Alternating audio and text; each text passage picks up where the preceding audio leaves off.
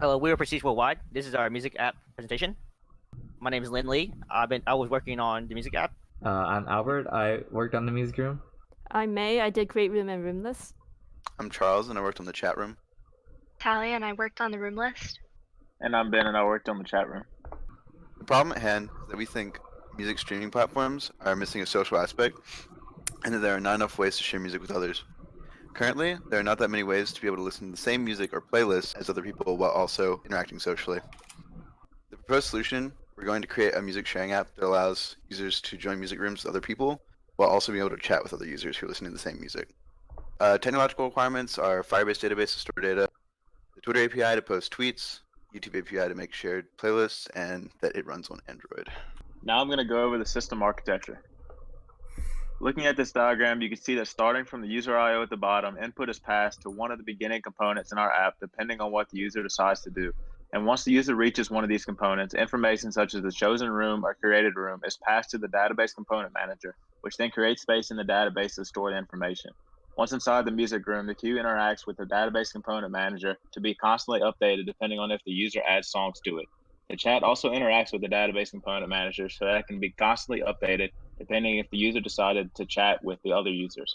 Also, the media player interacts with the YouTube component manager to pull the next song in the queue and display it in the music room. And lastly, the music room can pass information that the user chooses to send through the Twitter component manager directly to Twitter.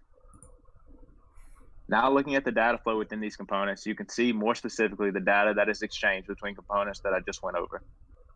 This is the control flow of our application. Depending on what the user decides to do with this within the app, this shows the path that they would take to get from one part to the next.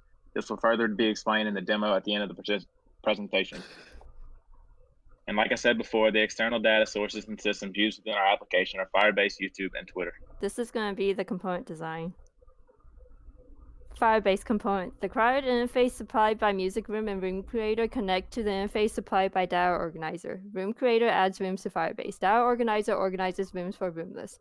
The interface supplied by Data Organizer connects to the interface supplied by Data Transformer, which interfaces with Firebase.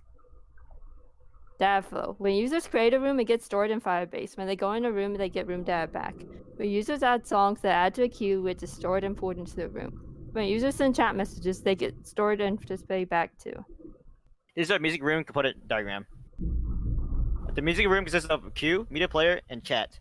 When a user loads up a URL, it will be sent to a YouTube component manager to get a converted version of the URL. This converted URL will be sent to the Firebase. These values in Firebase will be constantly be fetched and updated with our local queue component. The Firebase also contains the room metadata, which will be used to connect to a specific queue and the data of the chat also. The component interfaces are the YouTube API, queue, media player, and Firebase Manager. Going over the design patterns, we applied the singleton pattern to the music room component, which stores music room data to prevent multiple cases of implementation and packaging of the music room class. There only needs to be one instance of a music room, which is created and instantiated in create room activity, then passed on to other parts. We also applied the adapter pattern to the music room and Firebase components. It's not possible to directly take a collection from Firebase Firestore into a custom music room class, so the music room adapter is necessary to convert a Firebase document into a usable music room object. Finally, we applied the observer pattern to the music room component using the state change listener, which listens for changes to the YouTube player while music room activity is run. Upon any changes, the listener updates the state of the current music room and Firebase instances in use by the music room activity.